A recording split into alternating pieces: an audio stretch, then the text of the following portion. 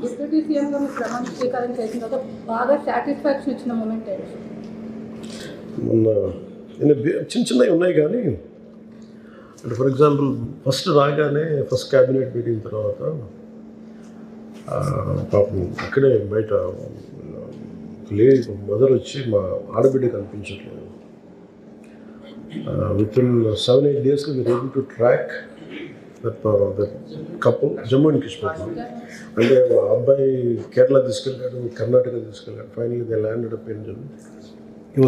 She was denied access to phone. అదొకటి చాలా తృప్తినిచ్చింది.